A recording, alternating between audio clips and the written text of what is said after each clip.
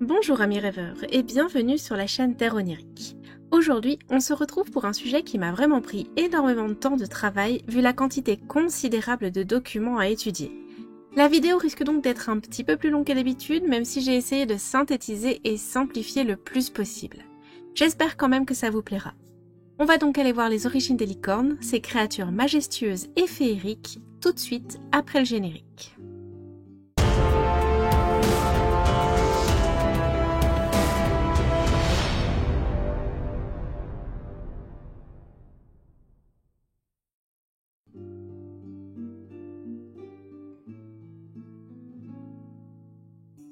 Il est difficile de retrouver les origines exactes des licornes, car elles ne sont pas des créatures qui apparaissent initialement dans les mythes, mais plutôt dans des récits de voyageurs et d'explorateurs. La licorne occidentale est connue depuis l'Antiquité grecque par des voyageurs venus de Perse et d'Inde. Je vous ai déjà dit plusieurs fois qu'autrefois les histoires se transmettaient de façon orale et que c'était bien souvent la raison de pourquoi une histoire pouvait changer en fonction de la région où elle était racontée, mais aussi en fonction de celui qui la raconte. Eh bien, pour la licorne, il semblerait qu'elle soit elle aussi issue d'un mélange entre tradition orale et tradition écrite, entre les récits de voyage et les descriptions des naturalistes. Les animaux possédant une seule corne sont décrits dès l'Antiquité gréco-romaine, mais la licorne n'appartient en fait à aucune légende populaire. Elle ne marque ni les arts, ni les récits, ni même la mythologie. Les premières représentations d'animaux possédant une seule corne remontent à la civilisation de l'Indus, cette zone sur la carte juste là en vert.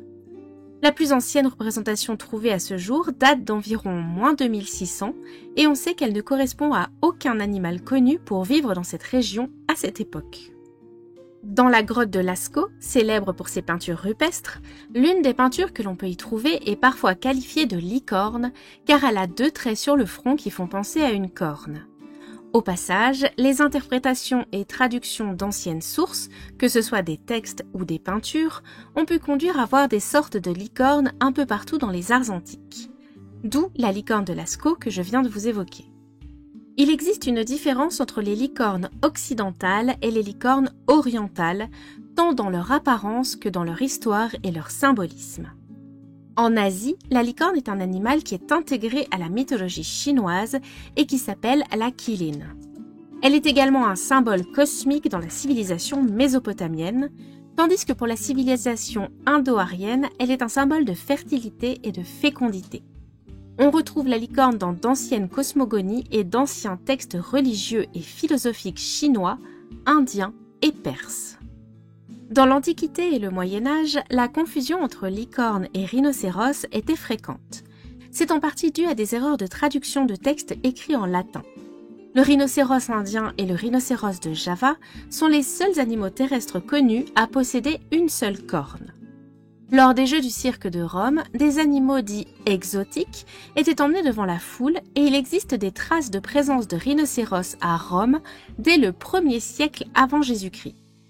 Lors de ses explorations, Marco Polo passera à Java et il parlera des rhinocéros présents, il les décrira sous le terme de licorne. Parlons un peu de l'Elasmotherium, qui est une sorte de rhino qui vivait en Sibérie et aujourd'hui éteint.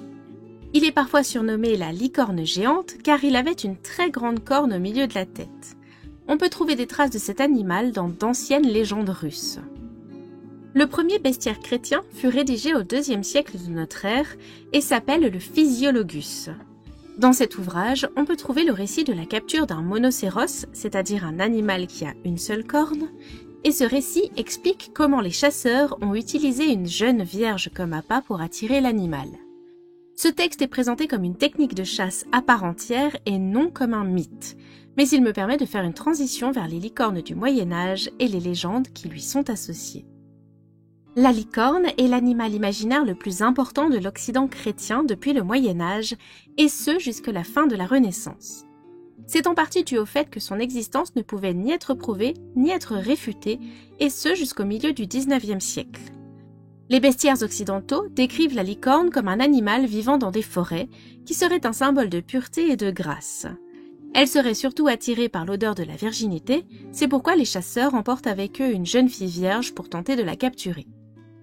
Pour ce qui est de l'apparence de la licorne, en Occident, très rapidement, elle va être décrite soit comme un cheval, soit comme une sorte de chèvre. C'est toujours une couleur blanche, symbole de pureté. Elle peut aussi avoir un corps de cheval, une barbiche de bouc, des sabots fendus, et dans tous les cas, elle possède une longue corne au milieu de son front. Cette corne est droite, spiralée et extrêmement pointue. Les croyances concernant l'existence des licornes sont omniprésentes au Moyen-Âge.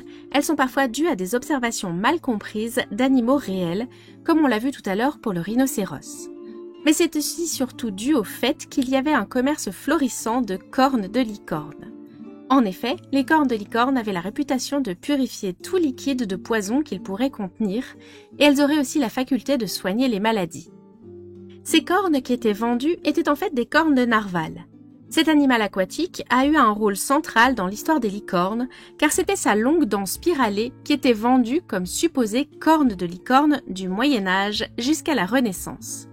Et j'ai bien dit dent, car ce n'est pas une corne qu'il possède, mais bien une dent surdéveloppée. Je précise parce que pendant très longtemps, on a pensé que c'était une corne. Au XVIe siècle, cet objet était pour tous la preuve matérielle de l'existence des licornes. La première mention connue du narval date de 1607 et on le surnomme également la licorne de mer. Les récits médiévaux et les illustrations qui mettent en scène des licornes sont d'inspiration chrétienne. Dès la fin du XIIe, début XIIIe siècle, la licorne devient l'un des thèmes favoris des bestiaires dans l'Occident chrétien. Elle n'est toujours pas mentionnée dans les contes et chansons du folklore populaire. La licorne chrétienne a un fort symbolisme lié à la pureté. Selon la version, seules les jeunes filles qui sont nonnes ou qui sont nobles de naissance, avec le cœur pur, une grande beauté et surtout vierge, peut avoir la chance d'attirer une licorne car celle-ci aurait le pouvoir de reconnaître une vierge à son odeur ou par ses perceptions magiques. En 1663, en Allemagne, des gens ont retrouvé un fossile de licorne. C'était en fait un canular et la dépouille de l'animal était en fait un assemblage d'une corne de rhinocéros, un os de mammouth et une corne de narval. Et je vais m'arrêter un peu là-dessus. En effet, la création artificielle d'animaux modifiés était une pratique connue, surtout pour en faire des bêtes de cirque ou de foire pour attirer le public. Il existe certes des animaux qui peuvent naturellement avoir leurs deux cornes qui fusionnent en une seule pour telle ou telle raison. Leur existence a été attestée, mais c'est un phénomène très rare. C'est pourquoi, parfois, des personnes modifiaient un animal pour le rendre plus exceptionnel. Aujourd'hui, c'est absolument interdit car considéré comme de la cruauté envers les animaux. Mais si vous vous posez la question, ce n'est pas interdit depuis si longtemps que ça, parce qu'en 1982, dans un cirque américain, vous pouviez croiser le petit Lancelot, un bouc dont les cornes ont été artificiellement modifiées pour qu'elles n'en fassent plus qu'une seule. Il était présenté comme une licorne dans des spectacles de cirque. Durant la Renaissance, la licorne est présente dans les traités de médecine, surtout pour les usages de sa corne. On la présente à nouveau comme un puissant contrepoison et il est dit qu'en présence d'un plat empoisonné, elle se mettrait à fumer. La corne de licorne est l'un des remèdes les plus chers et les plus réputés de la Renaissance. Son pouvoir de purification est mentionné pour la première fois au XIIIe siècle et les cornes de licorne étaient un produit recherché par toute la royauté à travers l'Europe. La fin du Moyen-Âge et la Renaissance, c'était aussi l'époque des grandes explorations. La licorne est alors redevenue une sorte de légende de voyageurs, car nombre d'entre eux assuraient avoir vu au moins une fois une licorne durant leur voyage. Comme leur description était parfois contradictoire, les gens ont commencé à supposer qu'il existait alors plusieurs races de licornes. Les gens à cette époque pensaient que les licornes vivaient dans les zones reculées et inexplorées du monde, dans les zones peu connues également, et c'est pourquoi chaque fois qu'une zone était explorée et qu'aucune licorne n'était retrouvée, on pensait alors qu'elle habitait dans une zone encore plus reculée et encore plus inexplorée. En 1613, des astronomes vont donner à une constellation le nom de la licorne. Au milieu du XVIe siècle, les explorateurs commencent à parler de licornes aquatiques. Il est possible que ce soit là leurs premières observations de narval. À partir du XVIe siècle et jusqu'au XIXe siècle, la licorne figure dans les encyclopédies aux côtés d'animaux bien réels et leur existence se base sur les récits des voyageurs. En 1551, dans l'Historia Animalium, la première compilation d'histoire naturelle, il y a 6 pages pour la licorne et surtout sur les propriétés médicinales de sa corne. Par contre, cet ouvrage ne se prononce jamais sur l'existence ou non de la licorne. Milieu XVIe siècle, il commence aussi à y avoir des écrits qui remettent en question son existence. En 1561, par exemple, Rabelais évoque la licorne de façon humoristique dans Pantagruel. Et en 1582, c'est Ambroise Paré qui évoque les fortes contradictions dans les descriptions des licornes observées, ce qui lui vaudra les foudres des théologiens et des médecins. Au XVIIIe siècle, il va y avoir un gros retournement de situation dans le commerce de cornes de licorne. Les gens vont petit à petit apprendre que les cornes vendues ne sont pas celles de véritables licornes, mais que ce sont des dents de narval. Bien que le cours du commerce de leurs cornes chute, la croyance en l'existence des licornes perdure jusqu'à la moitié du XIXe siècle, où la croyance va évoluer pour faire rejoindre la licorne dans le bestiaire imaginaire auprès des fées. On va alors fixer son image de grand cheval à la couleur blanc immaculé, vivant dans les forêts reculées. Le blanc, ça rappelle la lune. La licorne rejoint le côté féerique et elle est symbole du bien, de la pureté et de la virginité. Sa corne est soit dorée, soit argentée. La licorne est l'un des rares animaux à cornes qui n'est pas maléfique, même si elle a pu avoir des versions démoniaques et auquel cas elle sera décrite de couleur noire ou sombre, avec une corne recourbée, chevauchée par des démons ou par des sorcières. Les plus célèbres représentations de licornes anciennes, et que vous avez probablement déjà vues au moins une fois, ce sont les tapisseries de la Dame à la licorne, qui est une série de 6 tapisseries, et l'autre série comprend 7 tapisseries et s'appelle La chasse à la licorne. Aujourd'hui, la licorne est un animal qui est source d'inspiration pour le cinéma, la fantaisie, les jeux vidéo et le jeu de rôle.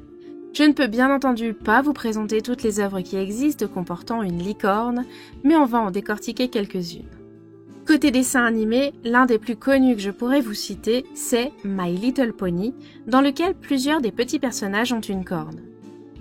Dans le dessin animé Princesse Starla et les Joyaux Magiques, Starla chevauche une licorne.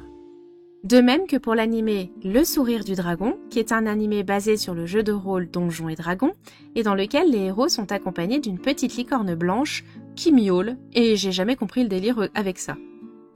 Dans l'univers Harry Potter, on apprend dans le premier livre que quiconque boit le sang d'une licorne n'a plus qu'une demi-vie, car la licorne est un animal si pur que quiconque lui fait du mal brise sa propre âme en quelque sorte.